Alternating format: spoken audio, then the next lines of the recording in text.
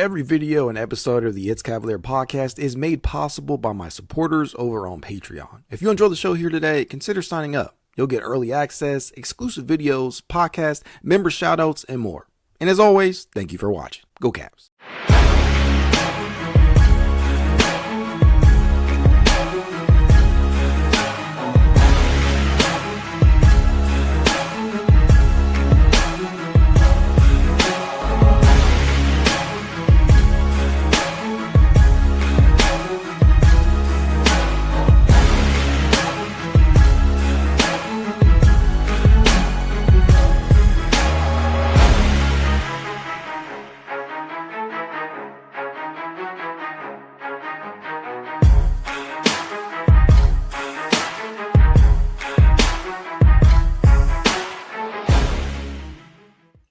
I'm not even mad. That was still, all things considered, a pretty fun watch, a pretty fun game considering these circumstances.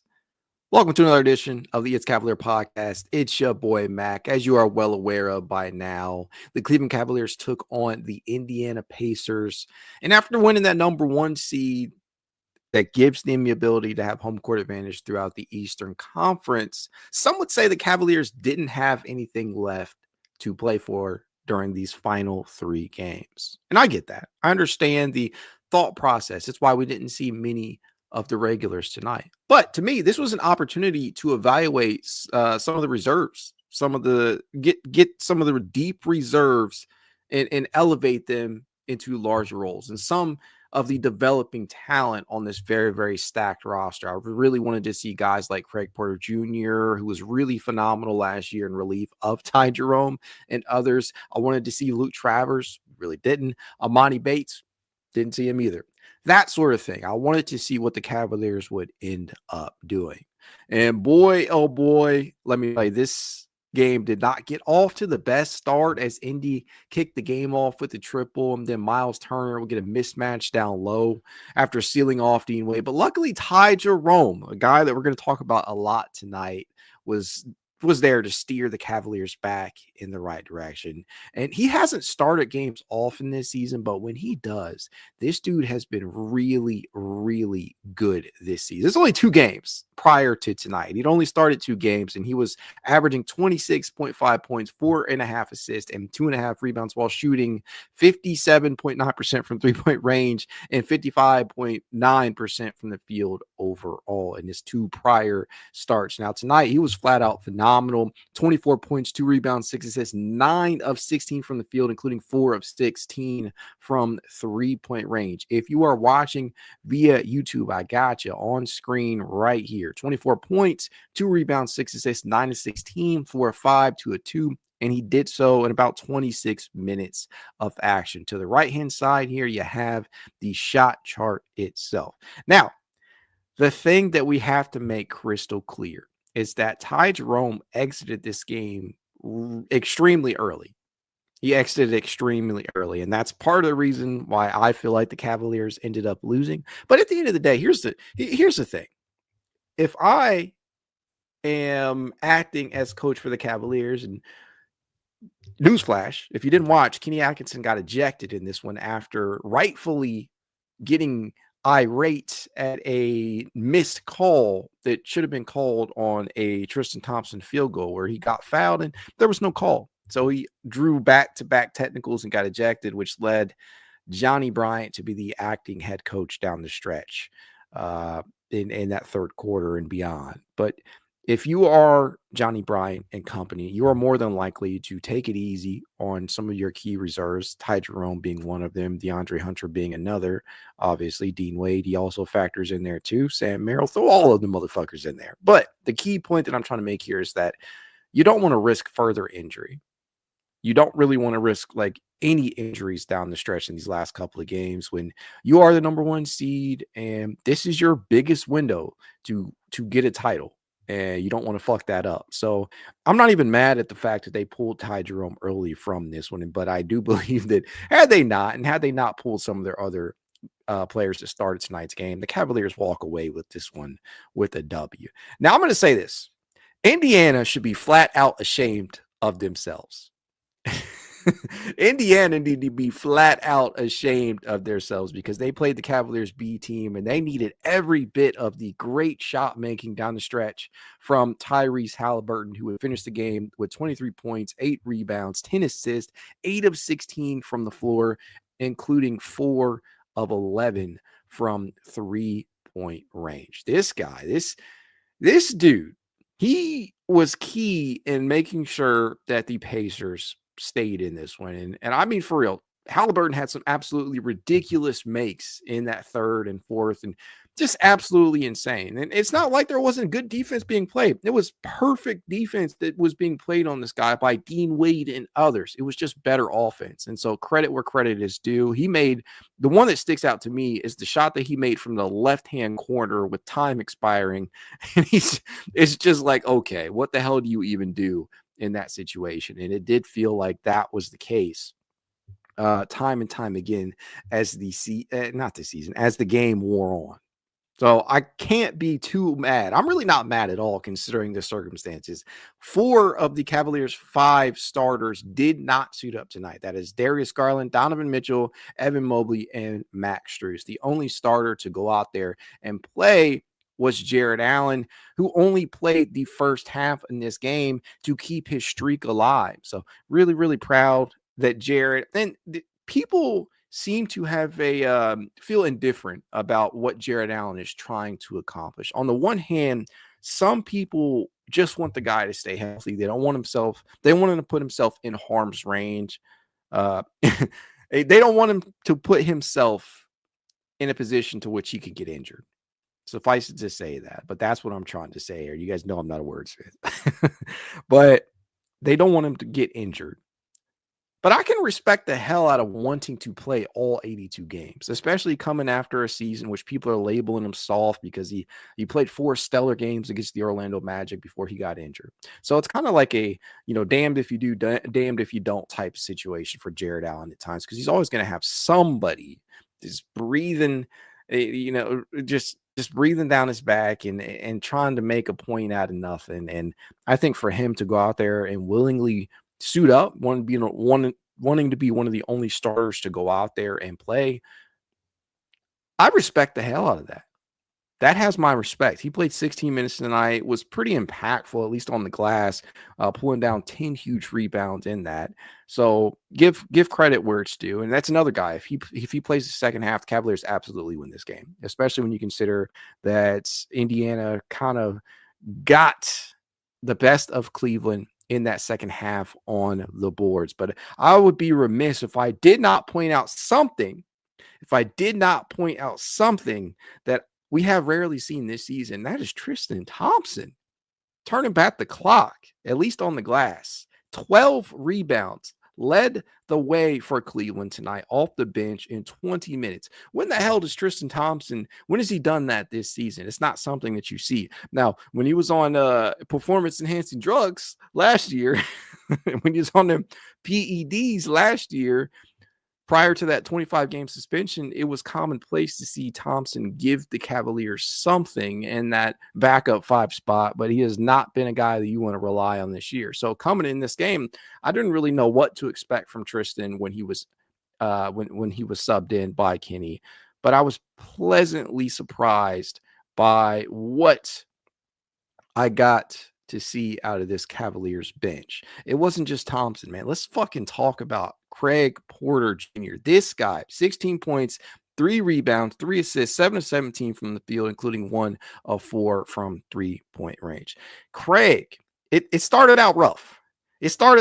I got to admit that. It felt like he was getting rejected on his first 3 or 4 shot attempts at the rim. But the thing that we love about Craig is that he hustles and just gives it his all, not only on the defensive end, but on the boards.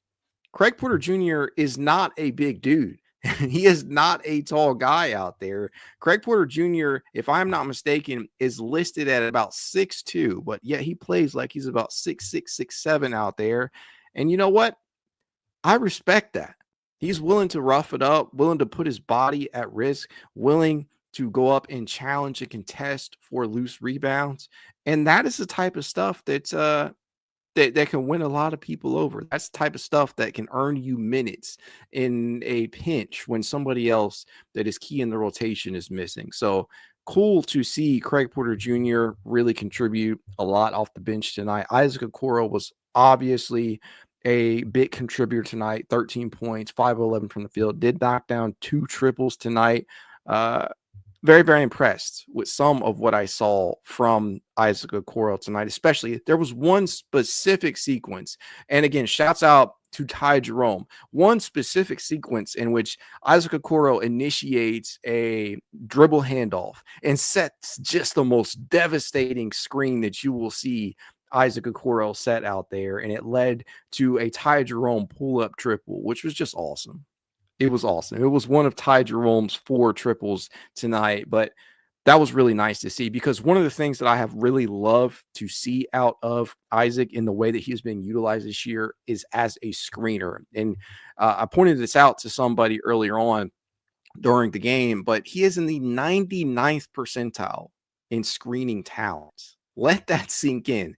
At 6'5", 6'6"-ish, he is in the 99th percentile in screening talent. That means that he is ranked 5th out of the 562 qualifying players in that category. When they choose to use him as a screener, whether that be in the pick and roll or off of DHOs and handoffs and whatnot, and he's cutting to the basket where he can hit guys off of the short roll out on the perimeter, or he is simply just handing the ball off and clearing space for one of the numerous shooters on this team. Isaac Okoro is one of those guys that you don't expect to do that, but he's sturdy enough to hold up, and it was really, really nice to see Isaac Okoro step up in a game where so many of the regular rotation members just weren't out there. Frankly, you didn't get DG, you didn't get Don, you didn't get Evan, you didn't get Max, and Jarrett only played the first half, which was expected. But this was just a refreshing performance, despite it being a loss. For them to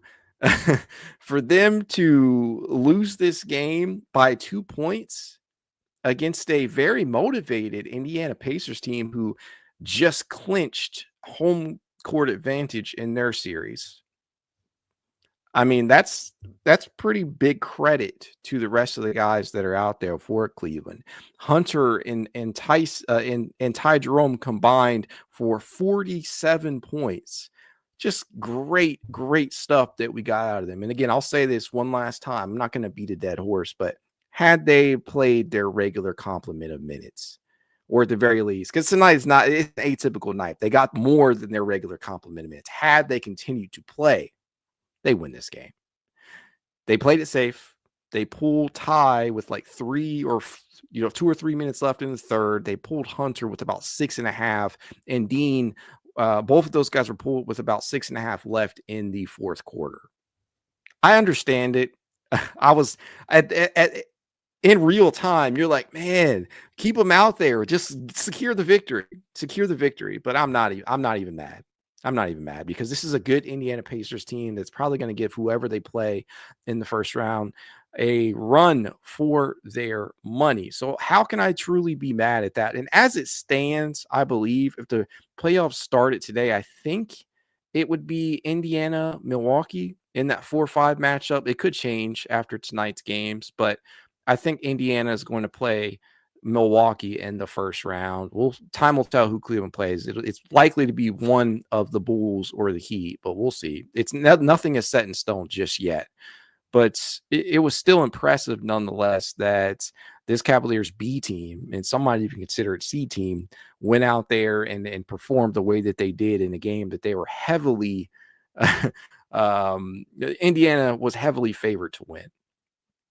And I'll tell you what, one of the things that really stood out to me tonight was the fact that Kenny was willing to go to bat for Tristan Thompson, the 14th or 15th guy in terms of the rotation. You really can buy into that if you're a veteran, if you're really any one of these guys, 1 through 15, 1 through 17 or 18, if you factor in the two-way guys, when you see your head coach go to bat for a guy who doesn't even get regular rotation minutes, That has to make you feel really good if you're Tristan Thompson and company. So shout out to Kenny Atkinson, who didn't really need to get those back-to-back technicals. He could have just got the one after complaining and left well enough alone. But at the end of the day, what do you really have to lose? What do you really have to lose? You already got the number 1 seed. If you're Kenny, you're just, proving a point to your guys that, hey, I got your back. You guys are putting in big time effort out there. And certainly Tristan Thompson, he was very active on that glass. He may not be what he once was. He doesn't have that same level of bounce, and he hasn't had that for a long time. But 12 rebounds, that's damn solid for Tristan Thompson. I mean, that's anytime you're reaching the double digits when you're in his position, how can you truly be mad or upset at that? Because that's his new season high. His previous season high was 10 against the Phoenix Suns back on January 20th. So I'll take it, man. He absolutely got fouled on that field goal attempt, by the way. So I get why Kenny was upset. I'm not mad at all. And it's the oldest trick in the book. Try and, spark a little bit of a fire under your guys' asses. And it's not like they really needed that. They were up to play for this one. But you got to respect it, man. You got to respect what you saw out of Kenny and these Cavaliers B teamers out there. And it don't even stop there, man. There was just so many impressive performances. I see something in the chat. Miles Worland asks, who's sipping? I got my Jack right here, my friend. I'll tell you what. This was a fun game. All things considered. It was really nice to see Sam Merrill catch fire and knock down like 3-4 straight triples. This man, he had one of them that felt like it did not even touch the net. This guy, whenever this dude decides that he's going to take over, whenever he decides that he's going to catch fire, it just happens so instantaneously. So flammable this dude is. So flammable that he is out there. And you just got to love that, man. Dude's a fucking bucket whenever he decides that he is going to just be fully confident and let it fly. And I think I was really, really appreciative of that tonight. Dean Wade, 8 points, 4 rebounds, 4 assists, 3 of 7 from the field, 2 steals. I like the defense that Dean Wade plays anytime that he is out there. And again, Tyrese Halliburton had one of these like crazy ass makes from the left-hand side of the court from beyond the arc, and it was going out of bounds. It's just crazy shot making that you saw out of some of these guys, man. It's crazy shot making that you got out of Tyrese Halliburton and fucking Jarrett Walker. What the fuck? I mean, seriously, what was that about? I'm sorry. Jarrett Walker off the Indiana Pacers bench, who hit a buzzer beater, if I remember, to close the first quarter. He hit a buzzer beater, 15 points, 6 of 7 from the field, 3 of 4 from 3-point range. Jarrett Walker had some clutch shots tonight. And I'm not hating on Jarrett at all, but anytime that happens, the game's probably not going to end well for you. And Jarrett is he's played 73 games now on the season, and he's not a bad shooter at all. Motherfucker shooting 39.9% from 3-point distance. And after tonight, after Jerome 3 of 4, he is a 40% shooter. In year 2, at just 21 years, 21 years of age, Jarrett Walker, he gives that Indiana bench some solid minutes, about 15.4 per game. And he is contributing for a playoff team. So can't be mad at that. But yeah, anytime Jarrett Walker is drilling shots from 3-point range on you, it's probably not going to be your night.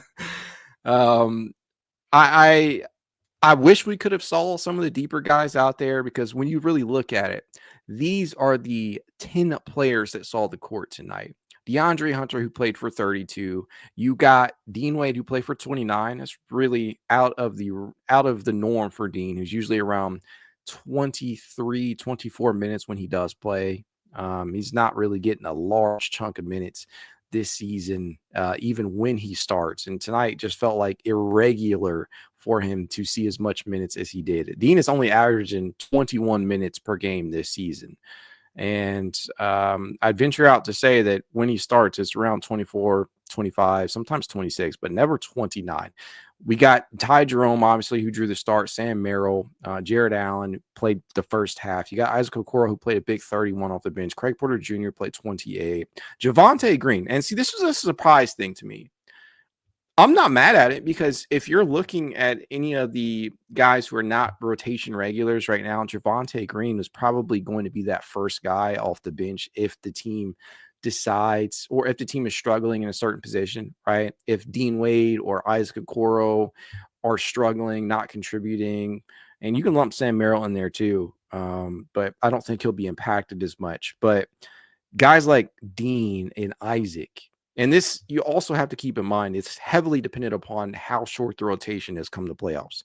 But my overarching point is if Wade and Okoro are struggling, Javonte Green will probably be the first guy that Kenny Atkinson will turn to. So giving him real run makes sense. He played 22 minutes tonight. What's the best? I did not love the Green minutes, and he was a minus 14. I believe that was the worst plus minus on the floor tonight. And you got to take that with a grain of salt because plus minus by itself don't mean shit. But just the eyeball test, the eye test tells you that it wasn't a great performance. He was not great in those minutes out there in the ways that others were. Tristan Thompson played 20, as I already covered. 7 points, 12 rebounds, huge off the Cavalier bench. And then Jalen Tyson. Jalen Tyson and Craig Porter Jr. were really the only Cavalier, deep reserves, the only young fellows that we got to see out there. And in terms of Craig, that might be a little generous in terms of calling him young because he's not necessarily young compared to some of the other players out there. He's already 25, but this is only just his second NBA season, and he clearly has a lot more from an experience standpoint due to what he went through last year and soaking up so many of those minutes when Ty was only able to suit up for 2 games. So Craig and Jalen Tyson were the only 2 youngsters that we got to see. I was really surprised we didn't get to see Chuma. We didn't get to see Emoni. We didn't get to see Luke. We didn't get to see Naquan. None of these guys. Maybe they'll play tomorrow. Who knows what the story will be. I think that we'll probably end up seeing Darius, Donovan. We'll see some of the starters tomorrow, I think, as they try and keep them warm. But it is really a toss-up at this point, and I'm not mad. But I was really hoping to see some of the youngsters. Kind of bummed out that we didn't. Maybe we will tomorrow, though. But overall, a solid performance. Very solid considering the circumstances. And DeAndre Hunter and Ty Jerome, they just proved again tonight why they should be viewed as as contenders for 6th man of the year. And I know the popular vote probably goes to Peyton Pritchard, but when you consider the body of work here, Ty Jerome plays literally 10 minutes less per game than Peyton Pritchard does, and he's still putting up a highly efficient stat line. He's basically a 50, 40, 90 guy out there. He was in that club, that elusive club earlier before he had a stretch of games that caused him to just be bumped out of it. But man, oh man, they have shown you that they are dependable. And I think entering the playoffs, these 2 guys are going to see minutes bumps. They're going to see minutes bumps because Ty, if I'm not mistaken, he entered tonight playing around 19.9, maybe 19.8 minutes per game. 19.8 entering tonight for Ty. And so I think come the playoffs, if Kenny does opt to shorten the rotation, I think Ty and DeAndre probably get solid minutes bumps along with Isaac Okoro. But this is completely dependent upon the rotation that he decides to go with. And if I didn't already show you the DeAndre Hunter shot chart, here you go. If you're watching on YouTube, over to your left-hand side, you got 23 points, 11 huge rebounds, 2 assists, 2 steals, was 9 of 19 from the field, including 3 of 7 from 3-point distance, and was 2 of 2 from the charity stripe in about 32 minutes of action. Was a plus 18. Man, it was a plus 18. That's game high for DeAndre Hunter. To your right-hand side is the shot chart. where you see various sprinkles of X's and O's, a lot of them coming from the mid-range and around the painted area. And the one thing that we have come to love about DeAndre that we so missed, just missed for a long time, is the ability at that wing position, at the small forward, and the power forward position where he plays a ton of minutes to drive the basketball, to create his own shot, whether that be a mid-range pull-up or whether he is straight up driving downhill and looking to get to the basket, looking to get to the rim. That is something the Cavaliers missed out of that position for a long time, and I'm glad that they acquired it in DeAndre Hunter. I know that there are numerous candidates for best deal of the season, but DeAndre Hunter is right up there. I know people are probably going to say the Luka Doncic, man, look what that dude did against Dallas the other day. But DeAndre Hunter is one of the best acquisitions of this season from an impact standpoint. And come the postseason, I think that impact, you're only going to see that improve against teams like Boston, and really heavily dependent upon who that Cavaliers second round opponent is. You could really see it play out all the way through to the finals, where I think the Cavaliers will make it to at the very least. But DeAndre has easily been one of the best acquisitions this year. One of the best trades that we have seen in a very long time, considering the cost, right? You did not give up any draft capital that meant anything big time. Yeah, there's some second rounders thrown in there alongside Karis LeVert and George Niang. And no disrespect to those guys who are good role players in their own right. But DeAndre Hunter is a game changer, and he has been since he first stepped onto the court for Cleveland this year. Very, very appreciative, very, very proud of what he has brought to the table. Now, as a starter, Mr. Hunter is averaging 16.4 points, 5.8 rebounds, and 1 steal while shooting 40.7% from the field, and including 44.4% from three-point range.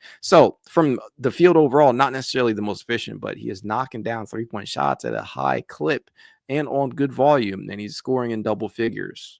We know what he is capable of as a starter. So I'm very, very happy that they have been able to get him out there. And while coming off the bench, he had a 17-5 record, or still has that. Is averaging 13.8 points per game, pulling down 3.8 rebounds, and he's been much more efficient as a shot maker off the bench, where he is averaging 50.7% from the field overall, including 42.1% from three-point distance. And he has done that in about 24.4 minutes per game as a reserve when he comes off the bench for the Cavs. So he's been really, really impactful, and I look for that to continue into the playoffs. And tonight was just another example of what he can do when you put the ball in his hands and you give him those touches. He led all Cavaliers in shot attempts tonight with 19. I want to say that he actually led all players. The highest player in terms of field goal attempts for the Indiana Pacers was indeed Tyrese Halliburton with 16. You got Aaron Nesmith, who took 14, and then Ben Mathurin off the Indy bench also attempted 14. But yeah, this man is somebody who is going to play a huge role come the postseason. So phenomenal, man. This is definitely a W if all these guys continue playing. So they should take no they should not feel bad about this loss at all. I guess that's the best way that I can put it. With that being said, time to hop into the chat that is just filled to the brim with comments. Jeremy Johnson says, bro, we almost beat one of the top teams in the East with our with our third stringers because Ty, Hunter, and Merrill didn't play the last 7-8 minutes. In the case of Ty Jerome, he got pulled earlier than that, if I'm not mistaken. William Hooper says, Atkinson getting ejected for absolutely no reason other than standing up for his guys was a big reason why we lost. I think you can potentially say that. I think the more telling or the more impactful thing was literally, as we mentioned, just pulling those guys, the main guys, Wade, Hunter, Merrill, Ty. Pulling all those guys was infinitely more impactful in the grand scheme of things than Kenny getting ejected. Because had they not been pulled, they win this game. Jeremy Johnson asks, who would you rather see in the second round, the Knicks or Indy? The Knicks. The Knicks, not only for the storyline, but because I feel like from a matchup standpoint, the Cavaliers match up very, very well against the New York Knicks. And I know that Mitchell Robinson has missed, I think, maybe every game that the teams have played between one another this year. But I don't think Mitchell Robinson changes enough for them to be able to beat Cleveland, because make no mistake, these two teams are way different than they were back during the 2022-23 postseason. That series, those two teams that are in that series are completely different. There is no longer an Isaiah Hartenstein, who I know a lot of people love to give credit to Josh Hart and Miles, not Miles, Mitchell Robinson for the play that they had from an offensive rebound perspective in that series. But Isaiah Hartenstein was equally as impactful off that Knicks bench. You don't have Julius Randle out there as a rebounder who was a quality rebounder despite being hurt in that series. You don't have Hartenstein. And on the Cleveland side, conversely, the Cavaliers bench is as deep as it's been during this entire era. Evan Mobley has taken that leap. Darius Garland's back to being an all-star, and Jarrett Allen's been most efficient of, of his career. And you got Donovan Mitchell, who has realized that he does not need to be that guy or the guy every single game, and has instead relied more upon his teammates. And then obviously the change at the top with Kenny Atkinson replacing JB Bickerstaff as a tactician. Completely different teams. So give me the Knicks. Give me the Knicks. Indiana doesn't necessarily scare me, but Indiana plays that their style of play could easily be bothersome depending upon the matchup. Give me the New York Knicks. I don't know. Jay Quest says, I don't give a fuck. That was a W. I agree. D Jackson says, wow, we fumbled this game. I don't consider it a fumble as much as just taking it cautiously, playing things cautiously. I'm not mad at the fact that they lost, because when I look at things from a win-loss perspective, they no longer had the ability to beat the franchise win record. They lost that last time out.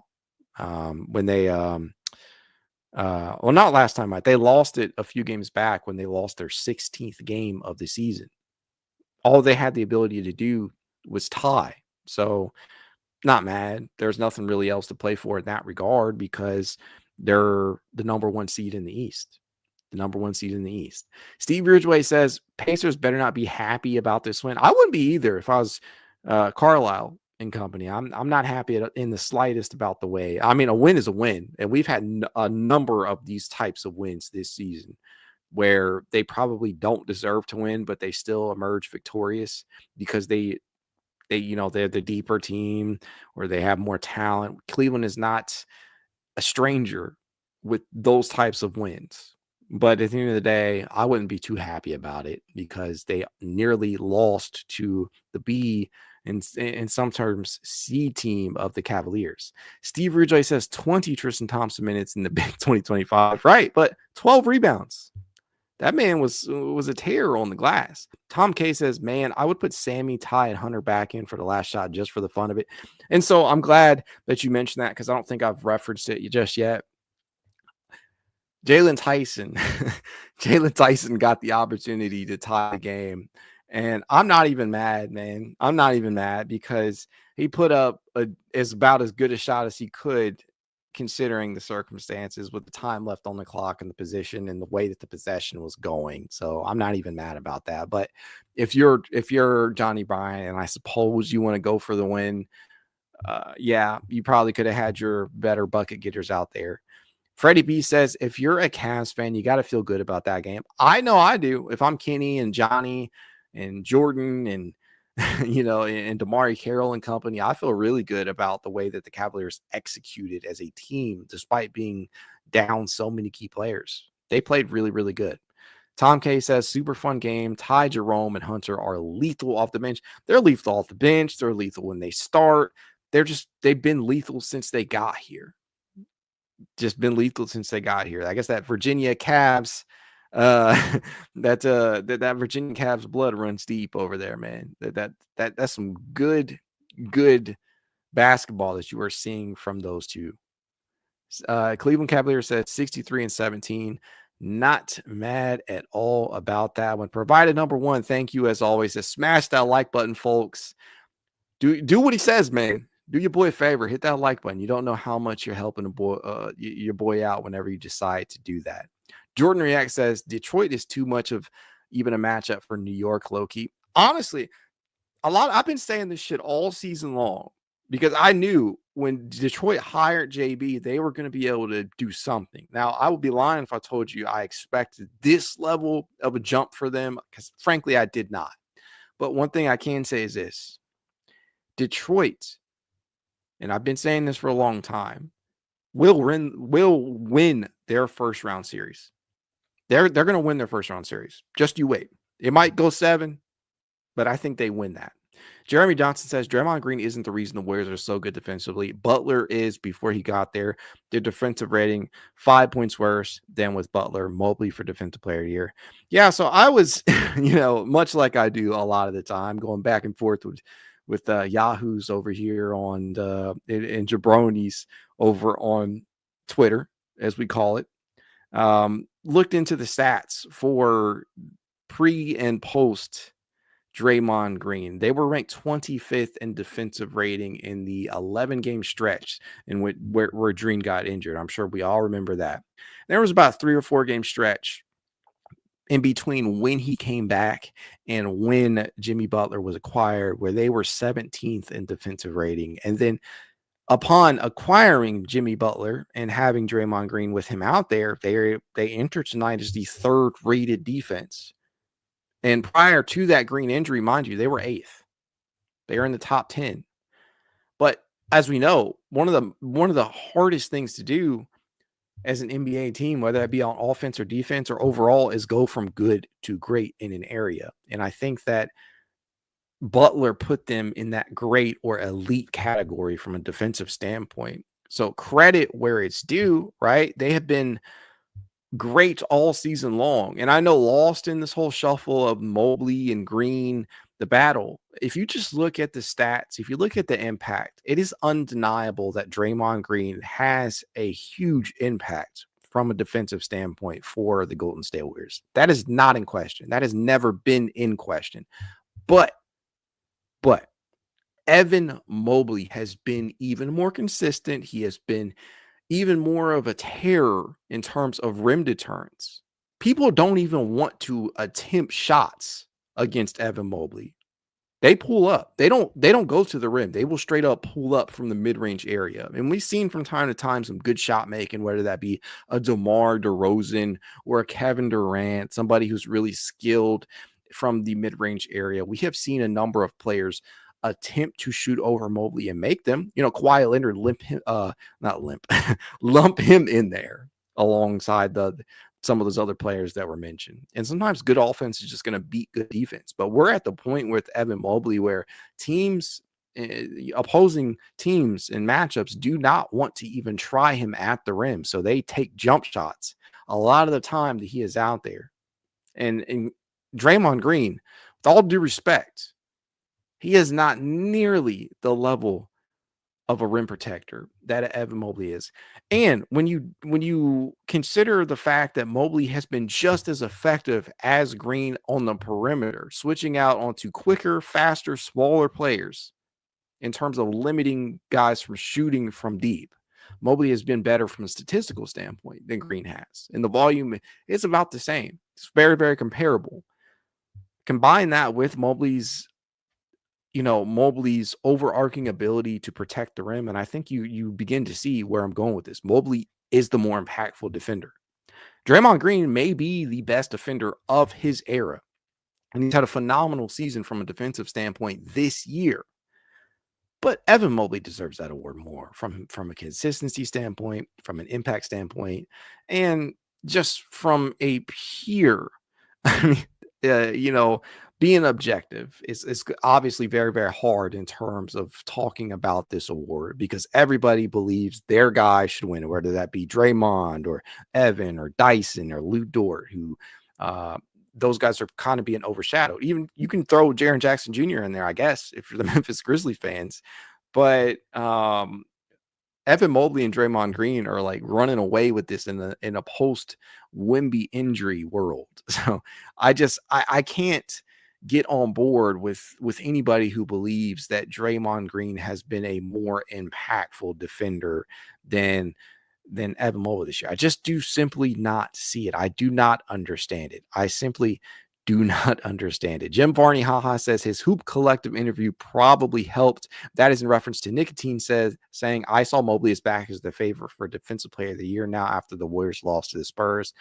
Yeah, in some places you can't even bet for that. I think FanDuel had actually removed the odds for that. I don't think you could bet. It might have changed the last time that I checked, but man, oh man, they certainly, I never understood why the odds makers gave Draymond Green the edge in terms of the odds over Mobley when Mobley has been more consistent all season long. It's not just been a push. Make no mistake, Golden State has been phenomenal from a defensive standpoint most of the season, but their real push did not start until Jimmy Butler was acquired. I'm not giving Jimmy all the credit, but because Draymond has been great too, but you guys know. You know. Miles Westmoreland says, Mac Perry, congratulations on 82 podcasts for 82 games plus other content. It's been a grind, man. I don't know if any of you guys are first-time viewers tonight or if you haven't been watching all season, but I have literally gone live every single game after every single performance that this team has, win or lose. I have gone live. Some of them good, some of them well thought out, others not so much.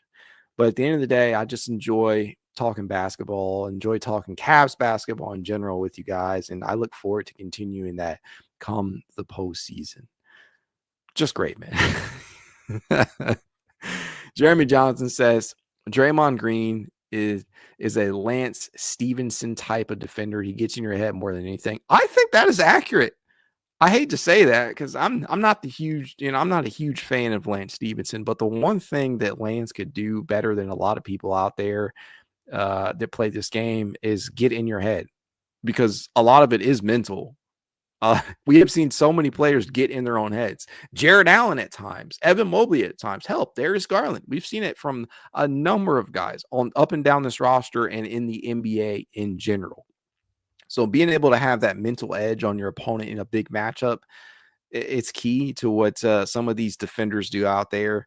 And while Lance was never the type of defender that Draymond Green was and still is, he was at the top of his game in terms of getting in your head. We saw him do it to LeBron a number of times in big moments in some of those Indy Miami series. So credit where it's due there in regards to Draymond Green right now.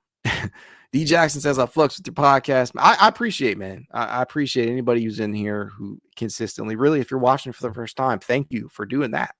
Mr. King 562 says, Jarrett Allen and podcasting.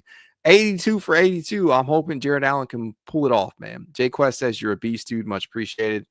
D Jackson says, Mac, when are you going to go on the Ultimate Cavalier show with McNuggets and other guys? I've been on there a couple of times this season. The door is usually always open for me to do that, but it's a grind, man. In regards to some of the content that's put out on a weekly basis, that is not even just a podcast. It can be grueling, which is why I throw that Patreon up there so often. And again, feel free, if you guys, even if you're a free member over there, you never know how much you actually support your favorite content creators when you do that. And I'm just going to say it again, you become a member over there for as little as $1 a month, unlock exclusive podcast episodes, extra content. You get member shout outs, which I'm going to start throwing those out there on every single stream. You'll probably see me open with that. But yeah, you never know how much you help out when you actually do that. Really, really appreciate it. Jeremy Johnson says they talk too much. I'm assuming that's in regards to Ultimate Cavaliers. But no, I can't. I gotta be honest with you. I do not watch too much Ultimate Cleveland sports show. I see the clips roll in all the time because how can you not if you're a Cavalier or just a Cleveland fan in general? But the one guy over there that has my respect eternally is Mikey. And so when Mikey talks, I tend to listen and I pick that up. But yeah, I do watch Ultimate Cavalier show, but I do not, with him and Jason Lloyd and some other guests. And again, I've been on there a number of times this season, but I don't watch too much Ultimate Cleveland. D Jackson says Miles Turner was a beast tonight. He got bored after board tonight. Yeah, Miles, one of the conversations that had been long-standing throughout the years, because there was a conversation around whether or not the Cavaliers should acquire Miles Turner or somebody like a Miles Turner who could space the floor at that 5 position. One of the big conversations for years was Jarrett Allen versus Miles Turner. And so while we obviously believe that Jarrett Allen is the superior player and he is a all-star at his role and what he does out there, Miles Turner does add an element to his team in terms of spacing the floor that Jarrett Allen has never been able to do. But Jarrett Allen is just so damn good at what he does that it offsets that. And Jarrett, despite playing 16 minutes, which is about 15 fewer than what Miles played tonight, he still managed to pull down more rebounds, 10 to Turner's 7. But credit where credit is due in regards to Miles Turner. He played, especially when it mattered most. He got some of the boards that matter most down the stretch. That's all I'm gonna say in regards to that. But I think that's a great place to leave it at. I hope you guys are not mad about the performance. I hope you're not mad about the Cavaliers losing this one, because to be honest with you, it was to be able to score 112 in a night where you don't have 4 of your 5 starters and you pull your other main rotation guys with half a quarter left, and to only lose by 2, you did something right.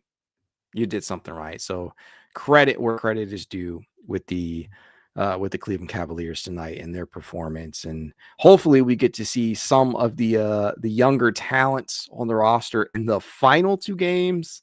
But as of right now, we kind of have to wait to see what Kenny Atkinson decides that he is going to do with the rotation, whether he's going to opt to rest the rest of these guys, or if he's going to if he's going to play them a short stint of minutes like he did with Jarrett Allen tonight, who was essentially very, very likely to play.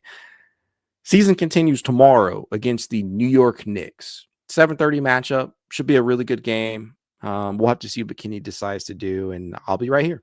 Hope you guys will join me.